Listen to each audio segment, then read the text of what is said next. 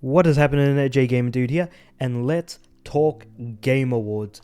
The nominees for the various categories have been kind of all over the place, so let's actually talk about it as I go through and vote for each of these categories myself, as well as provide some thoughts, opinions on the actual nominees and what they mean to the individual categories. So this might actually be a fairly long video, so I'll probably just see if I can timestamp each of the categories below, but let's jump into voting. So start voting with Game of the Year.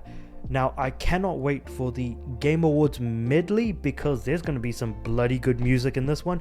We have Astrobot at the top, Balatro, Black Myth Wukong, Elden Ring Shadow of the Erdtree, Final Fantasy VII Rebirth, and Metaphor ReFantazio. Now, most important to keep in mind, Elden Ring Shadow of the Erdtree is in fact a DLC to Elden Ring, but it is so massively gargantuan that if it were to be split up as its own game, it would still stand head and shoulders above most of the games that have released this year. So I can kind of understand why it might be here, but with it being categorized as a DLC, it does make me question a lot of things. Am I feeling a lot of vitriolic hatred? No, not in the least. That being said, games that I've played this year are Astrobot, Balatro, Black Myth, and FF7 Rebirth. I haven't started on Metaphor ReFantazio, but I am very, very happy to see a game that I've been very excited for also be on here. In fact, this could not be a more fitting year for me to play like as many of the Game of the Year nominees as there are here. Originally, back in February, Final Fantasy VII Rebirth was going to be my Game of the Year. Black Myth Wukong came very bloody close, and then we got Astrobot. My vote is going to Astrobot. We need more platformers now than ever before, and PlayStation has lost its way with platformers. It is about bloody time we get some PlayStation platformers, goddammit. Best Game Direction, awarded for outstanding creative vision and innovation in game direction and design. Game direction and design. All of these games have fairly intricate design on its own, whether it be Balatros, Joker mechanics, Astrobot functioning as a platform as how you would expect progression to work, Black Myth Wukong, its boss rush, as well as how bosses are placed, as well as how their movement and attacks kind of function. You could argue the same thing for Elden Ring Shadow of the Erdtree in equal capacity. FF7 Rebirth, I think, is immediately out of the question because of the heavy density in minigames. And then we've of course got Metaphor ReFantazio, which I can't speak too much to since I actually haven't started playing it yet. I would want to say, for me, best game direction is either going to be Astrobot or Wukong, so I'm going to give it to Wukong on this one. Best narrative, FF7 Rebirth, played that. Like a Dragon Infinite Wealth, played that. Metaphor ReFantazio, haven't started it. Senua's Saga, will not play it. Silent Hill 2, I have my copy right behind me, and I haven't started playing it. This one is... 7 Rebirth fell apart for me. This is going to Infinite Wealth. Please let Infinite Wealth win. I just need another Yakuza game to appear. Actually, you know what? Why the hell is Shadow of the Erdtree in Game of the Year contention when, like, Yakuza 8 should be there instead, goddammit. Infinite Wealth should be up there. Anyway, I'm getting a little bit too much on my Yakuza soapbox right now because I love the Yakuza series so much. Best art direction, we have Astrobot, Black Myth Wukong, Elden Ring Shadow of the Erdtree, Metaphor ReFantazio, and Never. I am going for... Actually, you know what? I was going to go Black Myth Wukong because the game looks absolutely bloody incredible, but the cutesy nature of Astrobot is also pretty up there. But oh my god, Metaphor's art design is to be just... yeah, I'm going Metaphor for this one. I might not have played it, but I've seen screenshots, I've seen videos, I've seen character designs. How could you not? Best score and music, we have Astrobot, Final Fantasy VII Rebirth, Metaphor ReFantazio, Silent Hill 2, and Stellar Blade. Now this one specifically refers to score and music. Out of all of these, I've played 3. Astrobot, FF7 Rebirth, Stellar Blade. This is going straight to Stellar Blade for me, if I'm being completely honest, because Even though Nier has been a very big influence on Stellar Blade, its music has also rubbed off in an incredibly cool way as well, so I'm very happy to see that that is here. Moving on. Best audio design: Astrobot, Call of Duty Black Ops 6, Final Fantasy VII Rebirth, Senua's Saga, Hellblade 2, Silent Hill 2. The guns, man. The guns. This is going to Call of Duty Black Ops 6 for me. Audio design has always been very, very good in Call of Duty games. I can say that without a shadow of a doubt. It's just bloody excellent. Moving on from that.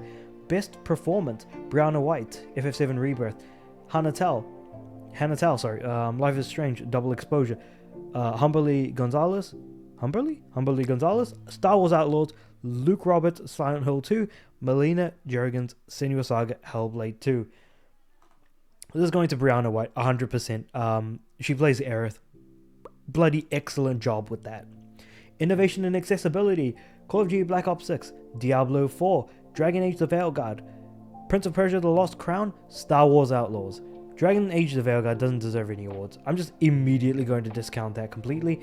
I don't really use much or any of the accessibility options, so I'm just going to vote, I don't know, Lost Crown, because it deserves a vote for something at least. Going on to the next category, however, we have Games for Impact.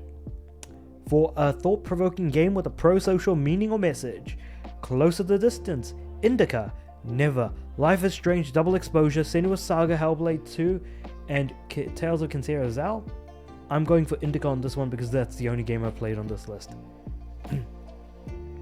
Though I suppose the positive message kind of comes back to bite you in the butt, but hey, it is what it is. Best Ongoing. Awarded to a game for outstanding development of ongoing content that evolves the player experience over time. We have Destiny 2, Diablo 4, Final Fantasy 14, Fortnite, Helldivers 2. I'm just going to go for FF14. Because FF14 has always done me good, I feel like, no matter what. Best Community Support. Recognizing a game for outstanding community support, transparency, and responsiveness, inclusive of social media activity and game updates / patches. I can already tell you what I'm going to go for, but let's just look at the nominees. We have Baldur's Gate 3, Final Fantasy 14, Fortnite, Helldivers 2, No Man's Sky. I'm looking at you, Baldur's Gate 3. As much as I wanted to give it to No Man's Sky, which does an excellent job, by the way, but you know, they get that award every year. Let's give it to something a little bit different. Now, let's look at Best Independent Game for outstanding creative and technical achievement in a game mode outside of the traditional publisher system. We have Animal Well, Balatro, Lorelei and the Laser Eyes, Never, and UFO 50. I'm going to vote for Balatro because that's the obvious one that's going to win. It is in Game of the Year contention. I don't see why it wouldn't win indie game as well. Next category we have Best Debut Indie Game. For the best didn't I just vote for this one? Oh yeah, okay. Animal Well, Balatro, Manor Pacific Drive, The Plucky Squire. This one's also going to go to Balatro for me. I don't see why it wouldn't win. Best Mobile Game. For the best game playable on a mobile device, we have AFK Journey, which does not deserve to be here in any way, shape, or form. Balatro, Pokemon Trading Card Game Pocket or Pokemon TCG Pocket, Wuthering Waves, and Zenless Zone Zero. Haven't played Wuthering Waves, but that's coming out on PS5 at the beginning of Jan. Very excited for that. Played way too much Pokemon TCG Pocket, Zenless Zone Zero, and Balatro. Gonna go for Zenless Zone Zero on this one. Next one we have is Best VR / AR. We have Arizona Sunshine Remake, Asgard's Wrath 2, Arkham Shadow, Metal Hellsinger VR, and Metro Awakening. This is going to go to Asgard's Wrath 2.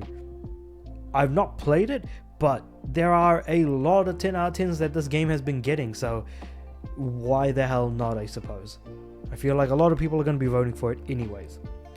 Best Action Game, we have Black Myth Wukong, Call of Duty Black Ops 6, Helldivers 2, Stellar Blade, Warhammer 40k Space Marine 2. For me, I could choose between either Black Myth Wukong, Stellar Blade, Warhammer 40k, or Black Ops 6. The question is, which is a better action game? I'm just gonna put the Black Myth Wukong. Some people didn't like the way the combat worked. I was a fan of the combat, so I'm not too worried about that. Now, for this one, I'm going to read the actual description of, because it could go any way, to be completely honest. Best action/adventure. For the best action-adventure game, combining combat with traversal and puzzle solving. We have Astrobot. We have Prince of Persia: The Lost Crown, Silent Hill 2, Star Wars Outlaws, The Legend of Zelda: Echoes of Wisdom. Now, looking at all of these games, Echoes of Wisdom, while it's a fine game, it's not particularly well done in any particular category. Star Wars Outlaws is out of contention as just being the worst game of the lot. So we're left with, as far as platforming, puzzle solving, and combat, Silent Hill 2 isn't known for its combat, so we're kicking that out completely. And we're left with Astrobot and Prince of Persia: The Lost Crown. I would say this is going to go to Prince of Persia: The Lost Crown. Best RPG. Oof, okay. For the best game designed with rich player character customization and progression, including massively multiplayer experiences. Dragon's Dogma 2, Elden Ring: Shadow of the Erdtree, Final Fantasy VII Rebirth, Like a Dragon: Infinite Wealth, Metaphor ReFantazio. If I look at the numbers of where pretty much reviewers land as a whole, all of these games scored over 90, but I'm pretty sure it's going to be Metaphor that's going to win it out on this one, if I'm being completely honest.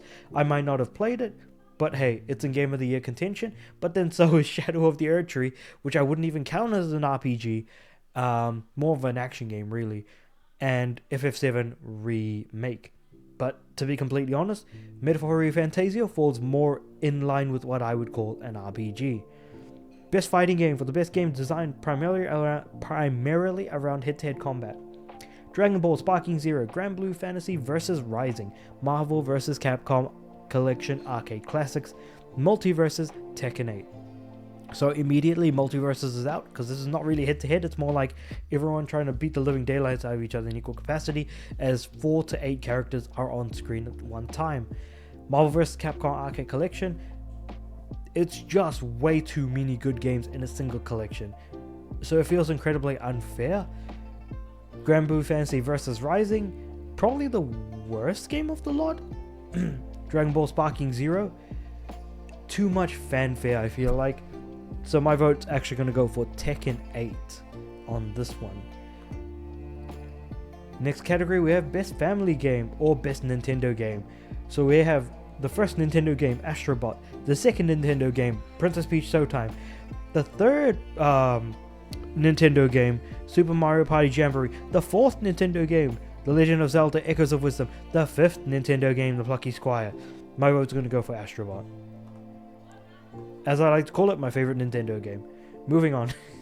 That was a joke. Best Sim/Strategy.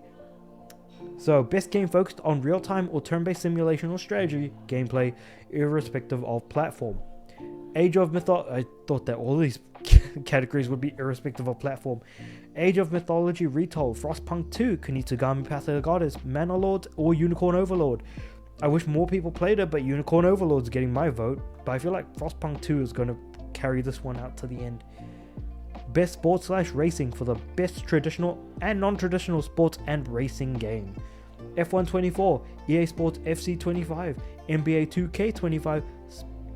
I was going to say Top Spin. Anyway, Top Spin 2K25, WWE 2K24. I'm just going to have to go for EA Sports FC 25, even though I'm pretty sure that's the worst game of the lot. But hey, it's a sport that I know, so it is what it is. Best Multiplayer. Call of Duty Black Ops 6, Helldivers 2, Super Mario Party Jamboree, Tekken 8, Warhammer 40k, Space Marine 2, Black Ops 6. Without a shadow of a doubt. I should probably go through some of the other categories that I went through, because I've already voted for the rest. So we have Best Adaptation. Arcane, I haven't seen. Knuckles is fine. Like a Dragon Yakuza is offensively bad as a Yakuza fan. Tomb Raider Legend of Lara Croft is just not good. So I picked Fallout in my vote. for most anticipated game, I'm looking forward to Death Stranding 2 on the beach. Ghost of Yotei, can't really, get too excited for that. Metroid Prime 4 Beyond, not particularly excited for that. Monster Hunter Wilds, very excited for that. But GTA 6 is going to have to carry this one out. I'm pretty damn sure it's going to win. Best Content Creator of the Year, Keiso Iluhuan, Techno Gamers, Typical Gamer, and Usada Pekora. I picked Usada Pekora because obviously, the fans of Hololive are just going to be voting for Pekora, I'm pretty damn sure. I don't know if the actual panel of judges are going to be picking her, but who knows. Iron Mouse won last year, so why the hell not? Best esports game, we had Counter-Strike 2, Dota 2, League of Legends, Mobile Legends Bang Bang, and Valorant. And so I just picked Mobile Legends Bang Bang because they have funny name. So I'm just kind of memeing around at this point. Best esports athlete, we have 33, Alexib, Chovy, Faker, Zaiwu, and Jimjik. And I picked Zaiwu because he has funny name. And we have best esports team, Bilibili Gaming, Genji, Navi, T1, and Team Liquid. And I picked Team Liquid because that's usually the team I vote for pretty much every single year. So that is everything that I pretty much voted for. I'll be excited to see what actually wins. That being said, I do understand the contention behind a lot of different categories and how there can be a lot of different disagreements for what is currently being voted on or voted for. Whether or not you care, hopefully you kind of, sit down, watch it, and just enjoy the announcements that are going to come from it, because ultimately that is what we're here for. It's all about the announcements for myself personally and just the medley before the game of the year. But that being said, let me know what you guys think about all of this in the comments below. Like the video if you liked it, subscribe to the channel. I'm aiming for 400 subs in the not too distant future, and with all that being said and done, I do upload every day, so I'll see you guys tomorrow.